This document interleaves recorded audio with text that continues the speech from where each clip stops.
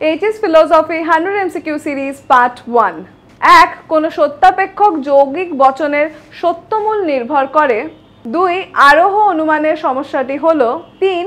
উপমা যুক্তির সিদ্ধান্তের সম্ভাবনা সবথেকে গুরুত্বপূর্ণ শর্তটি হলো। 4. অপসারণ সংজ্ঞা প্রদান ইত্যাদি হলো ড্যাশ আরোহ অনুমানের অনুসৃত প্রক্রিয়া। 5. বহু কারণবাদকে সমর্থন করেন। 6. ভেজা কাঠে অগ্নিসংযোগ ধূম সৃষ্টির কারণ, এখানে কারণ কথাটি যে অর্থে ব্যবহৃত হয়েছে। 7. ড্যাশের মতে কারণ হলো সদর্থক ও নগর্থক শর্তের সমষ্টি। 8. মিলের যে পদ্ধতিতে কাকতালীয় দোষ হয় তা হলো। 9. প্রতিটি নগর্থক বচনের ড্যাশ পদটি অবশ্যই ব্যাপ্য হয়। 10. মিলের যে পদ্ধতি কার্যকারণকে সহাবস্থান থেকে পৃথক করতে পারে না তা হলো। এবারে আমাদের উত্তরের সাথে তোমাদের উত্তরগুলো মিলিয়ে নাও। HS philosophy 100 MCQ series part 2। 1. আকাশ ঘন মেঘে ঢাকা, সুতরাং বৃষ্টি হবে, এটি মিলের কোন পদ্ধতির অনুযায়ী? 2. বিবর্তন হলো এক প্রকার। 3. ফেরীয় মূর্তিটি বৈধ হয়। 4. আরোহ অনুমানের বস্তুগত ভিত্তি হলো। 5. আরোহ অনুমানের তত্ত্ব সর্বদাই। 6. যে বচনের কেবল বিধেয় পদ ব্যাপ্য হয় তার হলো। 7. লৌকিক আরোহ অনুমানকে শিশুসুলভ অনুমান বলে মনে করেন। 8. নিরপেক্ষ ন্যায়ের চতুর্থ সংস্থানের বৈধ মূর্তির সংখ্যা হলো। 9. পরিমাণের দিক থেকে কার্য ও কারণ সমান বলেছেন। 10. অবৈজ্ঞানিক আরোহ অনুমানের সিদ্ধান্তটি কোন প্রকারের বচন? এবারে আমাদের উত্তরের সাথে তোমাদের উত্তরগুলো মিলিয়ে নাও। HS philosophy 100 MCQ series part 3। 1. যদি কোনো অবরোহ যুক্তির সিদ্ধান্ত সত্য হয় তবে সেই যুক্তিটি। 2. যদি এ বচন সত্য হয় তাহলে ও বচনটির সত্য মূল্য হবে। 3. অধীন বিপরীত বিরোধিতা সম্বন্ধ যে দুটি বচনের মধ্যে হয় সে দুটি বচন হলো। 4. ন্যায় অনুমানের সংস্থানের সংখ্যা হলো। 5. নিরপেক্ষ ন্যায় সিদ্ধান্তে যে পদ থাকে না সেটি হলো। 6. বৈকল্পিক নিরপেক্ষ ন্যায়ের কোন বাক্যটি বৈকল্পিক বচন? 7 নম্বর, পি বচনাকার কিউ, এই পার্টিকুলার বচনাকারটি হলো। 8. যোজক জ্ঞাপক চিহ্নগুলিকে বলা হয়। 9. দুটি বচনের একটি সত্য হলে অন্যটি কি হবে? 10. ই বচনের অনুবর্তী হলো। এবারে আমাদের উত্তরের সাথে তোমাদের উত্তরগুলো মিলিয়ে নাও। HS philosophy 100 MCQ series part 4। 1. ই মূর্তিতে ড্যাশ দোষ আছে। 2. মিশ্র বৈকল্পিক ন্যায়ের দ্বিতীয় আশ্রয় বাক্যটি হলো। 3. সত্য সারণীতে উপাদান বাক্যের সংখ্যা যখন 3 হবে তখন সারির সংখ্যা হবে। 4. একবাচক বচন থেকে সার্বিক বচনে আসা অথবা কম ব্যাপক সার্বিক বচন থেকে বেশি ব্যাপক সার্বিক বচনে আসার নাম হলো। 5. অনিয়মিত পূর্বগামী ঘটনাকে কারণ মনে করলে ড্যাশ দোষ হয়। 6. শিক্ষা যতই প্রসার লাভ করেছে অপরাধের সংখ্যাও ততই কমছে, সুতরাং অনুমান করা যায় যে শিক্ষার প্রসার হলো অপরাধ কমার কারণ। এখানে যে পদ্ধতি প্রয়োগ করা হয়েছে সেটি হলো। 7. আরোহ অনুমানের পরীক্ষামূলক পদ্ধতির প্রবর্তক হলেন। 8. সৌম্য ল্যাপটপ কিনবে অথবা শ্রুতি কম্পিউটার কিনবে, এটি হলো। 9. সম্বন্ধের নীতি অনুসারে বচনের দুটি ভাগ হলো। 10. যুক্তি হলো ভাষায় প্রকাশিত। এবারে আমাদের উত্তরের সাথে তোমাদের উত্তরগুলো মিলিয়ে নাও। HS philosophy 100 MCQ series part 5। 1. বৈধতার প্রশ্নটি জড়িত হলো। 2. একই উদ্দেশ্য বিধেয় বিশিষ্ট বিশেষ সদর্থক এবং বিশেষ নগর্থক বচনের মধ্যে বিরোধিতা সম্বন্ধ হলো। 3. বিবর্তনের ক্ষেত্রে যা পরিবর্তিত হয় তা হলো। 4. নিরপেক্ষ ন্যায়ের ড্যাশ সংস্থানে হেতুপদ সর্বদাই উভয় আশ্রয় বাক্যের বিধেয় স্থানে থাকে। 5. যদি পি তাহলে কিউ পি নয়, অতএব পি নয় এই যুক্তি আকারটি হলো। 6. পি ভি কিউ এই যৌগিক বচনটি মিথ্যা হবে যদি। 7. বিশেষ বিশেষ ঘটনার মাধ্যমে সামান্য নিয়মে উপনীত হওয়াই হলো আরোহ অনুমান। এটি বলেছেন। 8 অক্সিজেনের উপস্থিতি হলো দহনের কারণ। এখানে কারণ কথাটি যে অর্থে ব্যবহৃত হয়েছে তা হলো 9 আমরা একটি বিশেষ সত্য থেকে আরেকটি বিশেষ সত্যে উপনীত হই যে যুক্তিতে, তা হলো 10 মিলের কোন পদ্ধতিতে কারণকে পরিমাণগত দিক থেকে বিচার করা হয়।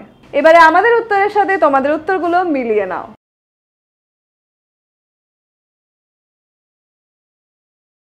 HS philosophy 100 MCQ series part 6। 1 ভাষায় প্রকাশিত অনুমানকে বলা হয়। 2 উদ্দেশ্য পদ ব্যক্ত হয় যে বচনে।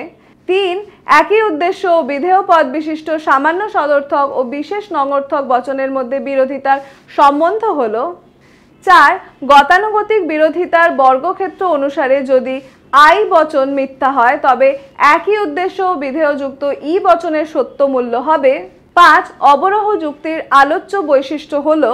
6 অপূর্ণ গণনামূলক আরোহ অনুমান হলো একটি।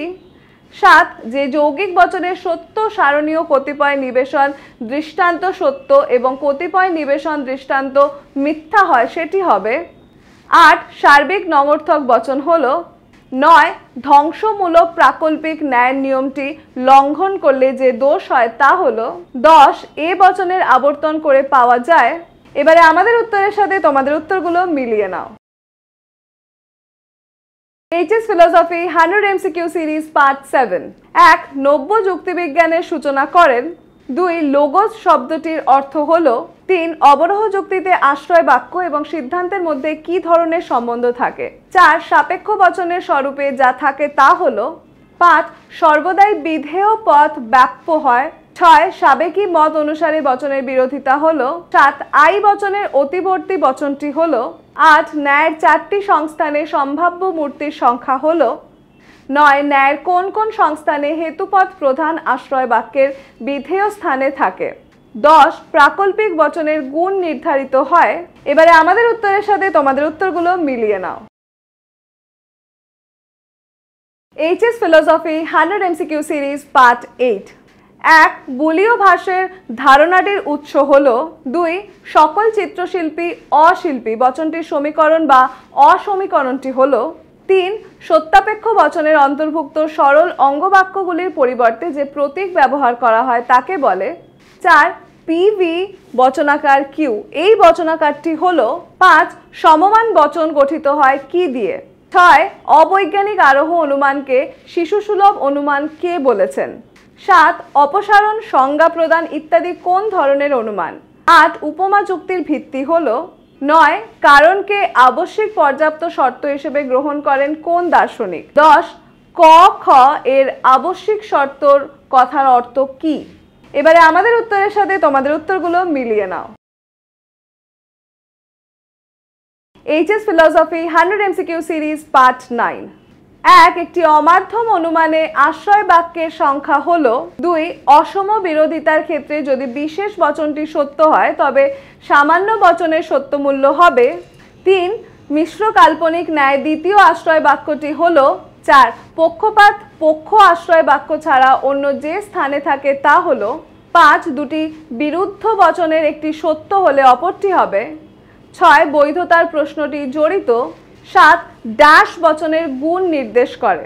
8 যে যুক্তিতে সিদ্ধান্ত এক বা একাধিক যুক্তিবাক্য থেকে অনিবার্যভাবে নিঃসৃত হয় তাকে বলে। 9 যদি কোনো অবরোহ যুক্তির সিদ্ধান্ত সত্য হয় তবে যুক্তিটি। 10 অবধারণের ভাষায় প্রকাশিত যুক্তিকে বলে। এবারে আমাদের উত্তরের সাথে তোমাদের উত্তরগুলো মিলিয়ে নাও। HS philosophy 100 MCQ series part 10। 1 যখন অনেকগুলি কারণ যুক্ত হয়ে একটি কার্য উৎপন্ন করে তখন তাকে কি বলা হয়। 2 যে মতবাদ অনুসারে বলা হয় যে একই কার্য বিভিন্ন সময় বিভিন্ন কারণ দ্বারা উৎপন্ন হয় তাকে কি বলে। 3 কোনো পাখি চতুষ্পদ নয় বচনটির বুলীয় ভাষ্য কি। 4 সত্য সারণীর যে স্তম্ভে গ্রাহক প্রতীকের সত্যমূল্য আরোপ করা হয় তাকে বলে। 5 অপ্রাসঙ্গিক সাদৃশ্যের উপর ভিত্তি করে গড়ে ওঠা যুক্তি হলো। 6 উপমা যুক্তির ভিত্তি কি। 7 যে শর্তটি উপস্থিত থাকলে আলোচ্য ঘটনাটি ঘটবেই সেই শর্তকে উক্ত ঘটনার ড্যাশ বলা হয়। 8 একটি মিশ্র কাল্পনিক ন্যায় অবৈধ হলে কি দোষ হয়?